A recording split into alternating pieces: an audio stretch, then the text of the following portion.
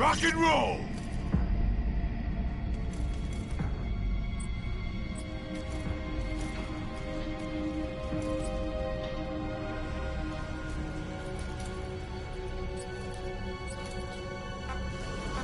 Help me out.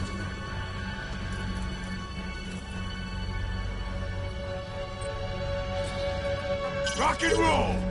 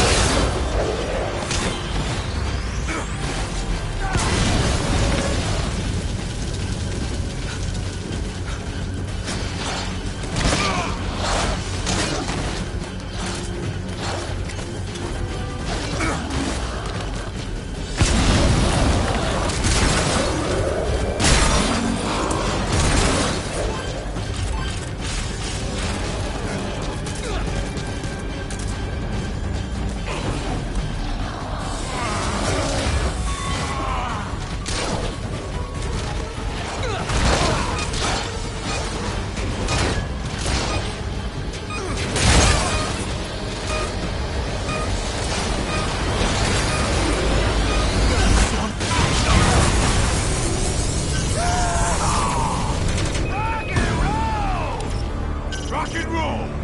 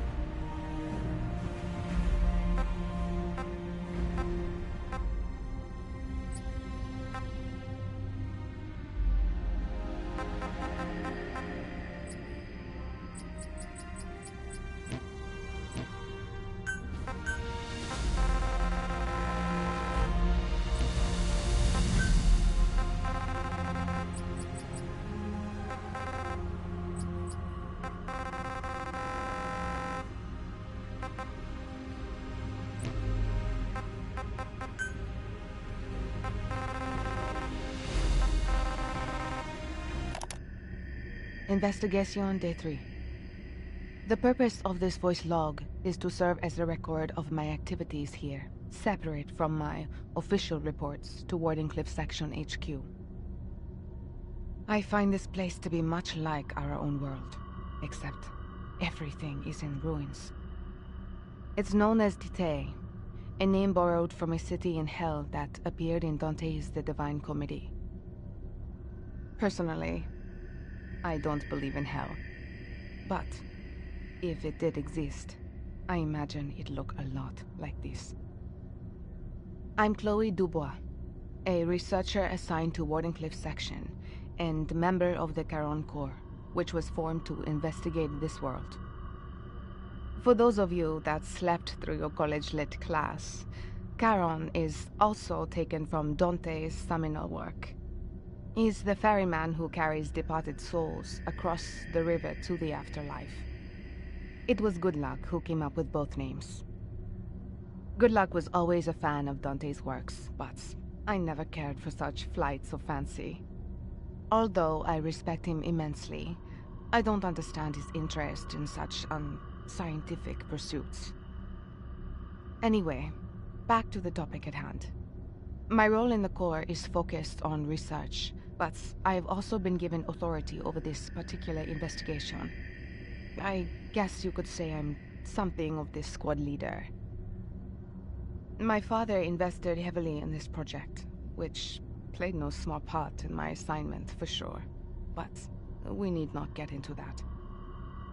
Even though I am technically the leader, the base camp facility is actually managed by Virgil AT9, an artificial intelligence developed by Goodluck himself. Apparently, she is responsible for communications, data analysis, and facility operations. She uses the instruments we carry on us to manage the data we gather in regards to our experiments, as well as the collection of the Kuban energy necessary for controlling the wormhole. To be honest, Goodluck's programming is nothing short of revolutionary, and that is putting it mildly. It's almost as if his mind alone is centuries ahead of us. Perhaps the most interesting thing is that Virgil's responses to our queries are strangely human-like. She speaks in a solemn tone and has a tendency to be rather rigid at times, but she also possesses a keen sense of humor that I never had. It boggles the mind to think how many people were used as reference points to develop her personality and character. At any rate, I should be able to work towards my objective starting tomorrow. I am here to research wormhole-related technology, as well as investigate the Wanderer's ecology. One of the main objectives of my research is to find a way for us to manually control these wormholes. There is a material in this world known as Kuban energy which we believe is essential to controlling wormholes. As such, we must harvest as much of it as possible. If we can eventually perfect this technology, we will be able to instantly transport objects anywhere on the planet. Indeed, we may finally be able to realize the world system that Nikola Tesla proposed so long ago. However, the technology is incomplete, and opinions as to its viability vary widely within our section. I understand Goodluck's belief that we should proceed with caution, but as a scientist, it's impossible for me to ignore the new possibilities that will be open to us. I managed to overcome Goodluck's personal objections and be assigned to the team in order to continue my wormhole research on the cutting edge of the field. I figured that if I didn't, I would never be able to catch up with him. It is my desire to be the one to finally find that which has managed to elude Goodluck for so long.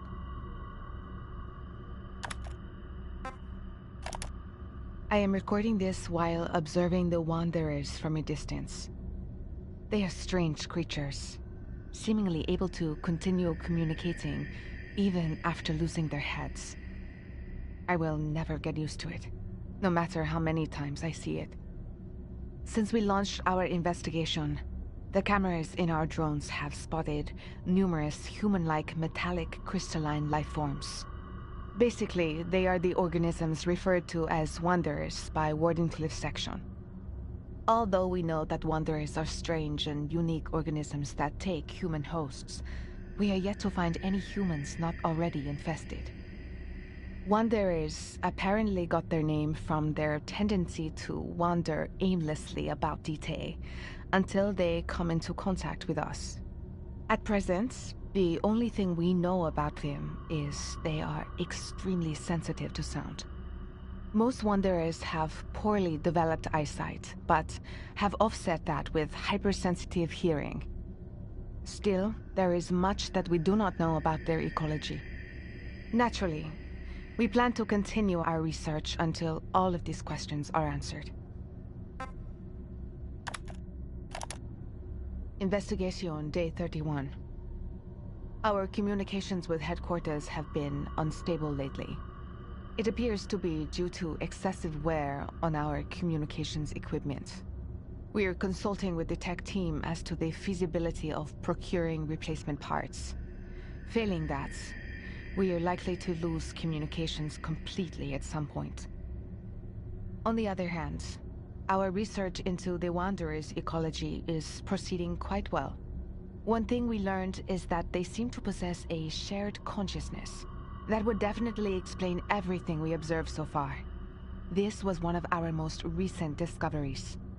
We captured one and tried to take it back with us, but other nearby Wanderers immediately began to converge on us, almost as if our prisoner had given off some kind of distress signal. As a result, we were able to come up with a hypothesis regarding this shared consciousness. The crystalline structures within the Wanderers' bodies appear to be made of Kuban energy. We've theorized that they use such energy to communicate with each other in a manner similar to the wormhole technology. With this hypothesis in mind, I would like to continue our investigation. There is one more thing I must mention. We have determined that the crystalline structures on the Wanderers' backs envelop the human brain at the point of contact and then solidify there. It may be that by destroying these crystals, we can stop the Wanderers from functioning. According to the research team, the most effective way of dealing with the Wanderers is to sneak up behind them and destroy the crystalline structure with a knife. I suppose, like any other living organism, they cannot function without a brain. It has been 10 days since we lost pretty much all communications with headquarters. We have no timetable for the necessary repairs, so, on my authority, the Karen Corps is continuing its research. Unfortunately, there is data we need from headquarters, which means our research has basically come to a standstill. At any rate, I suppose I should record the latest developments in our investigation. First, we detected a response to Kuban energy from the dust around the base camp. If we can continue our research, we may be able to harvest Kuban energy from it. We have also found areas rich in Kuban crystals, so our efforts to harvest Kuban energy, as well as increase production of devices that utilize it, look promising. We should be able to obtain all we need that way. As for the Wanderers, our current concern is their relationship with the dust. Since we've detected Kuban energy within both of them, there definitely seems to be some sort of connection. When humans who have become Wanderers absorb the dust, perhaps the Kuban energy therein crystallizes within their bodies. We'll need to study this possibility in more detail. At any rate, we finally found a much more effective way of obtaining Kuban energy than directly harvesting it from the Wanderers. This is a major advance. While the proposed devices that utilize Kuban energy have their uses, the wormhole transporter is the one that fascinates me the most. A functioning transporter would greatly expand the scope and reach of our research team. We also need to accelerate our deployment of the skilled trainer, which has been stuck in the inspection phase. But I still do not understand how Goodluck ever conceived such devices. The ability to instantly transport matter or physically enhance the human body. That sounds like science fiction. Furthermore, they were both developed in such a short time, despite the fact that they use Kuban energy, an energy source we know almost nothing about. I am beginning to wonder, will I ever be able to match his talent? It has been 5 days since we lost all communications with headquarters. Furthermore, we've lost a considerable number of people to the Wanderers. And the Wanderers are not our only problem. We're beginning to run low on food as well. Fortunately, some of our members have had some luck hunting sheep and goats, so we do have enough food to last at least a little longer. However, it's unlikely that we will be able to secure enough food on a daily basis for all of the Garan Corps. This has forced me to make an important decision. Continue our research, or abandon it and pull out. Yet, I know that if we go back now, it will be some time again before we are ever able to return. No, it is more likely that we would never make it back here again. Our research data is still lacking. If we give up now, without anything substantial to show for it, all of our work here will have been for nothing. I know I should make a prompt decision, but it is not an easy one. Now that the wormhole digger has commenced operation, we are able to obtain an extremely pure form of Kuban energy, known as Iris energy. Finally, one piece of good news to go along with all of the disappointments.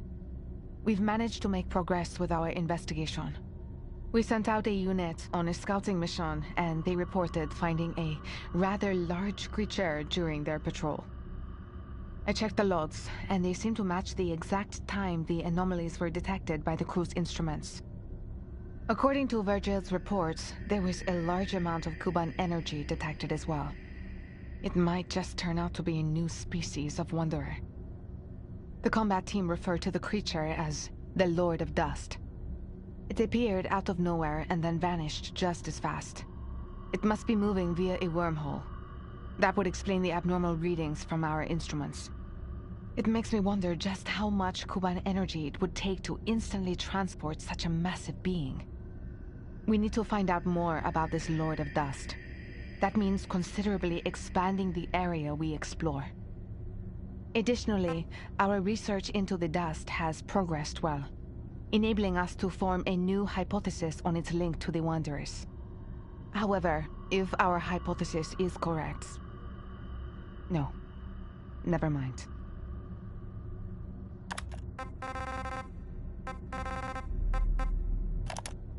Investigation, day 134. We were able to use the wormhole digger to move to a location far removed from our original base camp. Since relocating to this new region, we have spotted a number of new life forms. They vary in appearance, but we have detected the presence of Kuban energy, so it is likely they are a new, unknown species of wanderers. We have given them provisional names based on the special characteristics of their morphology and ecology. Compared to our previous location, this area is far more dangerous. These new wanderers have launched a variety of attacks against us. Our research is still at a standstill, leaving us unsure about how to deal with this new threat. As a result, we have lost members, not only from the combat team, but the tech team as well. According to the latest reports, approximately 20% of our members are incapacitated or otherwise unable to carry out their duties. I should probably think about withdrawing, but given that we found new species of wanderers, there must be data here that not even Goodluck has found himself. I cannot waste this golden opportunity. As such, we must not halt our investigation just yet. Investigation date... No, it does not matter what day it is anymore. Our forward operating base was attacked by the Lord of Dust. It proved to be a far greater threat than we imagined. I do not see how any normal human being could ever defeat such a monster. Many lives were lost trying to defend our base. Even worse, just as we were picking up the pieces, tragedy struck once more. We suffered a large number of infections. There had been cases of team members left behind in the dust becoming wanderers, but there is no dust or wanderers within the FOB. And yet a large number of infections occurred nearly simultaneously. I found it hard to believe. And as if that was not enough, it seems the infections were caused deliberately. I have no idea how it was done or by whom. However, the incident compromised our security, allowing someone to smuggle our research data and the Kuban energy out of the FOB. I have no idea why we were betrayed, or for what purpose. Even if I did, it's too late now. Our team members are turning into wanderers. Those who remain are turning against one another, each suspecting the other is infected. This world has truly lived up to its namesake, becoming our own personal hell. Our ranks have been scattered. I am currently working together with a number of researchers and other team members who were separated from the FOB. If there are any infected among us. I do not want to think about it, but I must not let my guard down. I wonder how the others are faring. We received a report that some team members managed to escape the base camp, taking Virgil with them. They were somehow able to contact headquarters and request help. I am a bit concerned about how they said Virgil was acting strangely. I am sure it's nothing, though. At least I hope. Unfortunately, we have yet to hear from them again. Everyone. I should have stopped this madness sooner. How many lives have been lost because of my pride and sense of rivalry? Nevertheless, I vow to do everything I can to survive. It has nothing to do with my work. I must warn the world of the danger posed by the Wanderers. I cannot die until I have done at least that much. I am a researcher with Wardenclyffe Section HQ, which came to investigate this world in 1975. My name is Chloe Dubois. I have been separated from my colleagues. I am all alone. We were developing a system to defend ourselves against the Wanderers. when one of our team members got sick. Although we had some of our project engineers and researchers evacuate with our development data, there was too few of them to complete the work. No one can survive in this world. And that includes me. Good luck. Did you disagree because you knew the destruction that awaited? And if you knew, then how? Who exactly are you, anyway? And what is your objective? It seems I will die without knowing anything more about you than I already do. I find that to be almost as painful as death itself. But I suppose I am simply reaping what I sowed when I chose to follow in your footsteps. I have only myself to blame for forcing this research project forward for the tiniest scraps of new information. My choice has doomed me to die without accomplishing anything, with no legacy to leave behind and no recognition. However, I do have one last theory I wish to share with whomever might be listening to this. May it be a testament to my life. Whether you are here to continue our research or have simply arrived via the wormhole, it does not matter. I just need somebody to have this information. It is about the so-called dust that pervades the world of Dite. We originally thought the Wanderers absorbed it, causing the Kuban energy within it to crystallize. However, we now know we were wrong. If my ideas are sound, it is the dust particles themselves that spawn the Wanderers. All the people of this world became Wanderers after they became hosts for the parasite.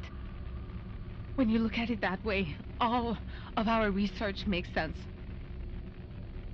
A fitting name for these strange particles would be Dread Dust, due to the sheer havoc it wreaks. That also means that the act of creating Kuban energy and creating Dread Dust are one and the same. Clearly, this form of energy is not meant to be used by mankind. I was afraid to mention this theory to anybody, but now I am left with no other choice. It is clear now that this world met its ruin after some scientist here developed this Dread Dust in a bid to obtain a new form of energy. If we continue our research into Kuban energy, our own world will surely meet the same fate. This research was supposed to usher in a new age for mankind. I wanted to be the one to do that. But instead... What have I done? Please, whoever is listening to this, you must halt all research into Kuban energy back on our home world. You must not let our planet suffer the same fate as Dite. No matter what.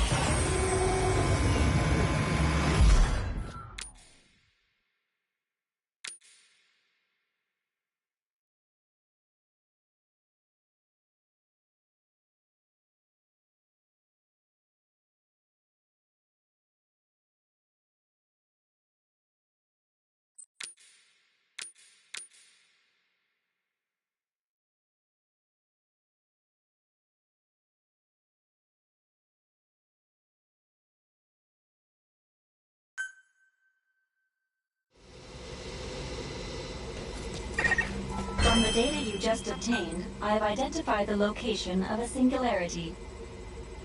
All right, Captain. Head for the singularity and transport the wormhole digger. According to our projections, you'll be able to acquire from it the iris energy needed to return home.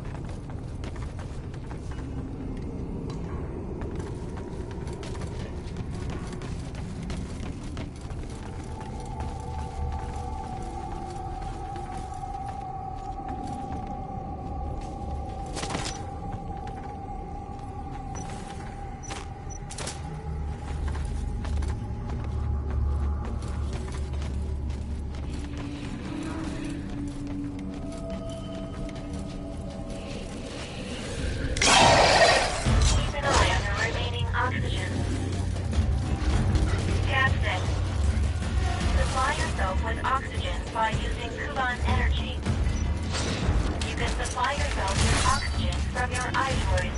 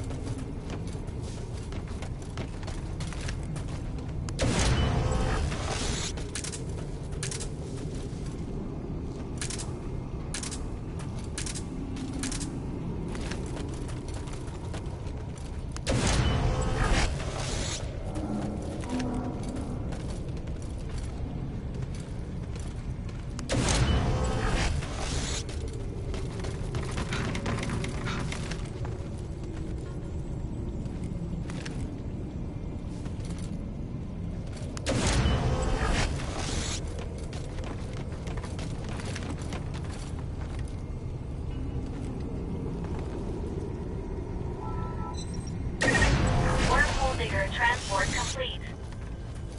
Access the digger.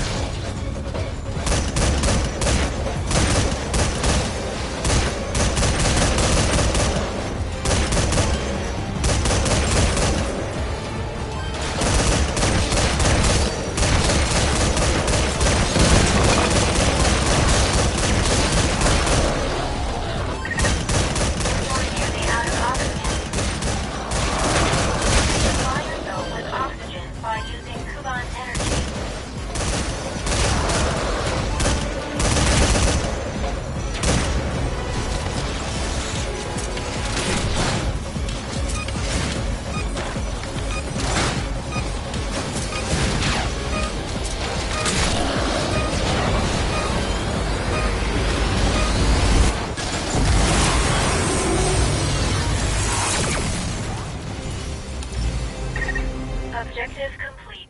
Please return at once.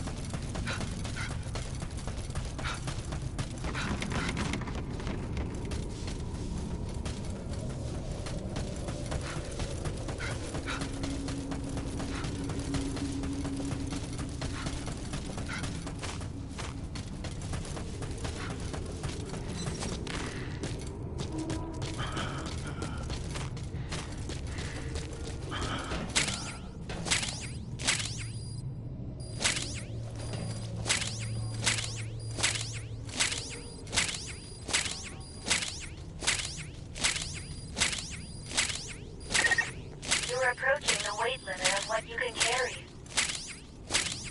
At this rate, it'll impact your activities, so be careful.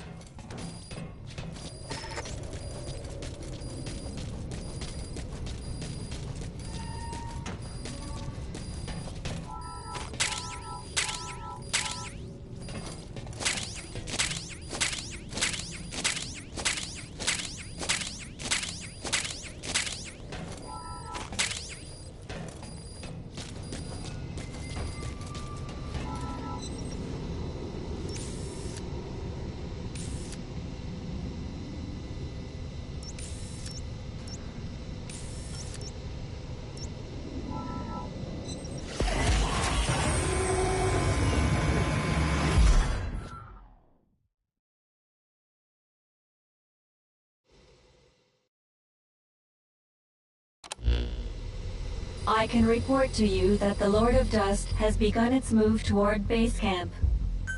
This is earlier than expected. Let's go over the details of the operation one more time. First, place the Archaea blade trap in the projected movement area. Lead the target into the trap, which will prevent it from moving. Then destroy it with the railgun. While the plan is by no means perfect, we are forced to act now. I do have a bit of good news. The kid did it. He completed the defense support program. The Corps had some theories about it, but it was too complex, and they gave up on implementing it. With this, we'll be able to take units the Corps prepared and send them in around the trap. Should come in handy for the battle. That is fantastic. An ounce of prevention is worth a pound of flesh. That's not a proverb either. Oh, forget it. Captain, the final battle is at hand. Onwards to victory.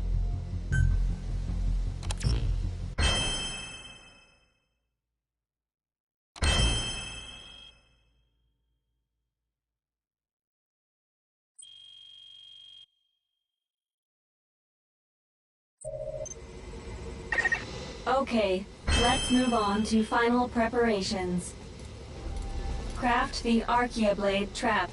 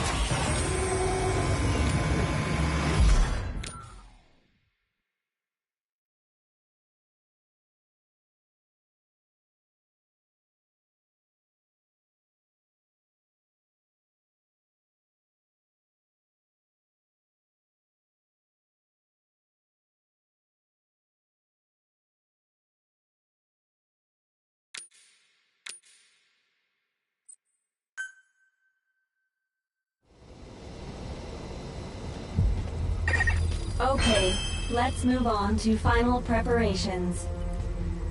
Craft the Archaea Blade trap.